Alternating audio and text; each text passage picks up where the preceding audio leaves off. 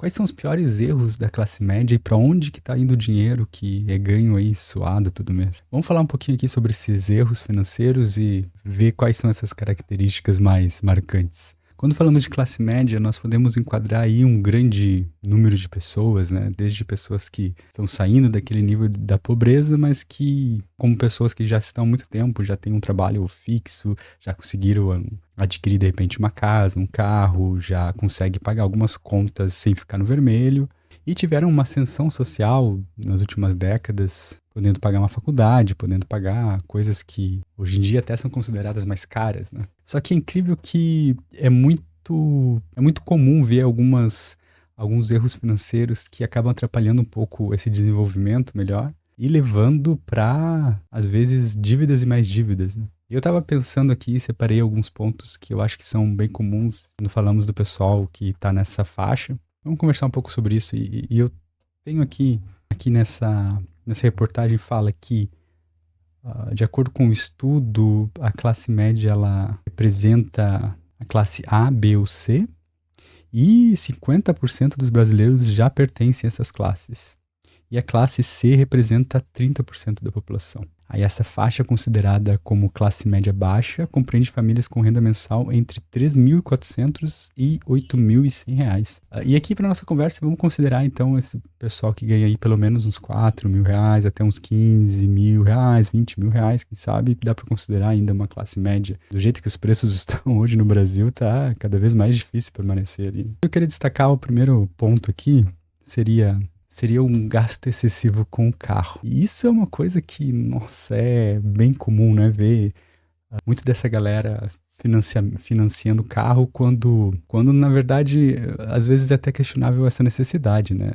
A gente entende e acompanha casos em que o carro ele é uma necessidade, seja para trabalho, seja para uma família mais numerosa que mora no interior ou mora mais longe de acesso a mercado e tudo mais, e o carro acaba se tornando uma necessidade. Só que as pessoas um pouco, elas acabam extrapolando o orçamento com isso, né? É muito comum ver uma pessoa que ganha aí entre 5 e 10 mil reais comprando carro na faixa de 100 mil reais. E como não tem o dinheiro à vista para pagar, acaba fazendo financiamento, né? As famosas parcelinhas. E acaba assumindo aí uma prestação de 2 mil reais ao mês, sendo que ganha 5, 6 mil reais. Então 50% do orçamento já morre ali na parcela. Isso com o tempo acaba se tornando insustentável, até porque qualquer problema que aconteça, um pneu furado, qualquer probleminha ali no percurso já aperta mais ainda o orçamento. E se não pagar ali, né, nos 2, 3, 4 meses da parcela, já pode ter problema com o banco e até perder o bem aquele que havia comprado com muito suor.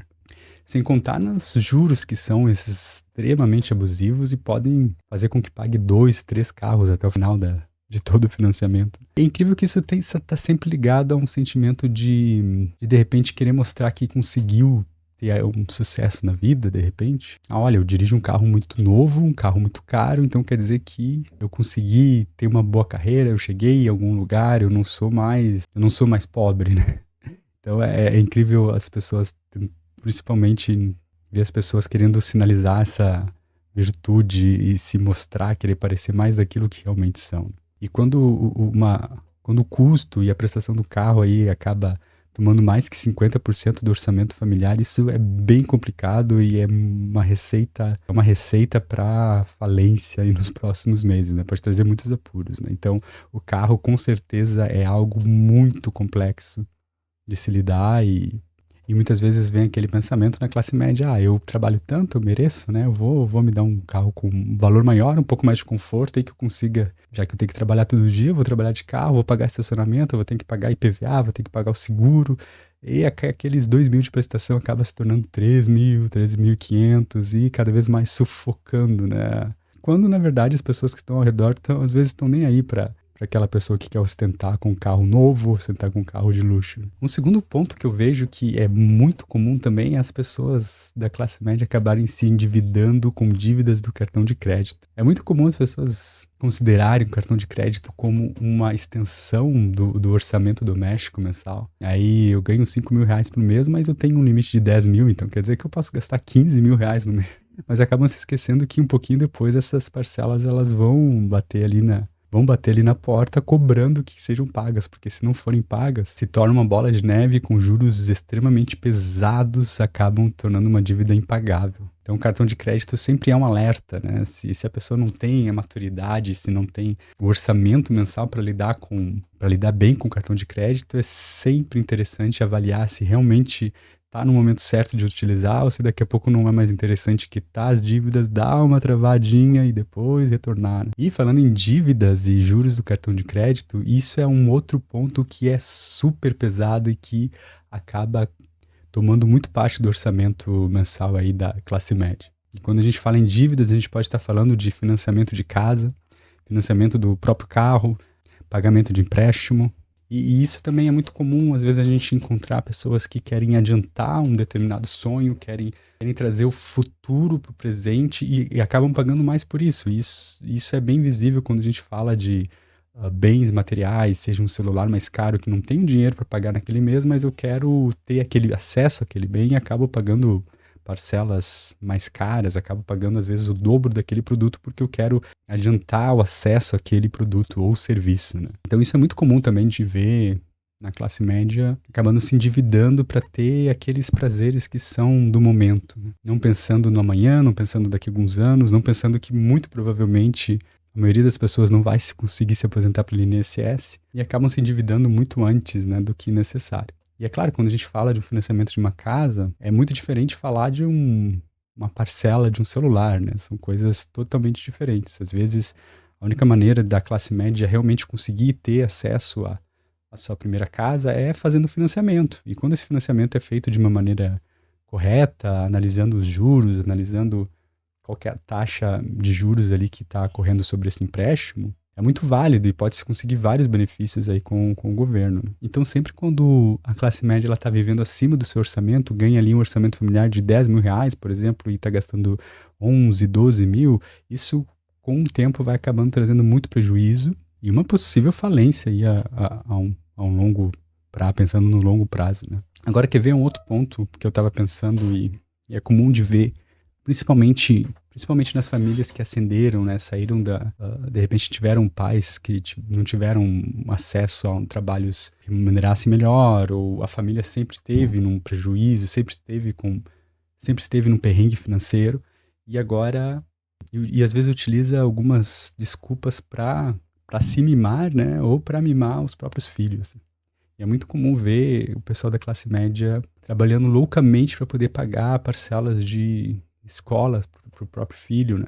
E às vezes assumindo uma dívida, né, que não está dentro do orçamento, né? Eu acho que é muito louvável querer dar a melhor educação para o seu filho, e é comum no Brasil as pessoas não terem tido acesso a uma boa educação, porque a educação pública realmente é lastimável. Só que às vezes a família acaba tomando decisões que prejudicam o seu orçamento familiar. Por exemplo, de novo, uma família que ganha 5 mil reais, querendo pagar uma mensalidade de escola de 1.500, por exemplo. Isso vai tomar muito do seu orçamento e a gente sabe que vai gasto com livros, vai gasto com uniformes, vai gasto com viagens. E às vezes acaba colocando o seu filho numa situação em que os próprios colegas têm uma outra realidade financeira. Ah, pai, meus colegas, eles vão viajar todo ano para Disney. Ah, meus colegas vão sempre passar o aniversário, eles viajam para o exterior. E veja bem, não que eu esteja dizendo que é errado pagar uma boa escola para os filhos, pelo contrário, eu acho que isso é necessário aqui no Brasil, né? E quem tem condições deveria fazer isso. Hoje, graças a Deus, nós conseguimos manter uma boa escola para o nosso filho, mas a gente acaba convivendo com famílias que não têm esse orçamento, não têm essa condição e acabam se apertando quando poderiam administrar de outra maneira, de repente uma escola que seja boa, mas não seja tão cara, e buscar opções que estejam mais dentro do orçamento dessa família. E um último ponto aqui, um ponto bônus, é as viagens em épocas de feriado, em épocas de final de ano, e isso aqui é muito complexo porque acaba pegando aquele ponto das compras por impulso, né? Claro que existem realidades em que não é possível fazer viagens fora de um feriado porque não tem como conciliar a agenda do pai, da mãe, dos filhos, ou enfim, de todos, para poder fazer uma viagem bem planejada. Mas até viagens em feriados, quanto antes comprar e se organizar, menor vai ser o prejuízo, menor vai ser o gasto, né? E de novo, às vezes a classe média quer aparecer que venceu na vida, que conseguiu sair de uma situação, estar agora melhor e acaba que para mostrar para as outras pessoas que às vezes estão nem aí para essa pessoa, fazem viagens caras e pagam em 10, 12 vezes um final de semana. E por causa de 2 dias de viagem se endividam um ano inteiro. E a parcelinha cabe no bolso, depois eu vejo como pagar. Isso é uma realidade, infelizmente, muito comum, né, para a classe média. Então eu separei alguns pontos aqui que eu achei interessante que a gente acaba vendo em muitos lugares e nos nossos redores, né? Comenta aí o que você enxerga também como os piores erros financeiros aí da classe média. Se você gosta desse tipo de conteúdo, dá uma olhadinha nos outros vídeos, se inscreve e dá um like aí para acompanhar a gente. Muito obrigado pelo seu tempo, um grande abraço e até a próxima.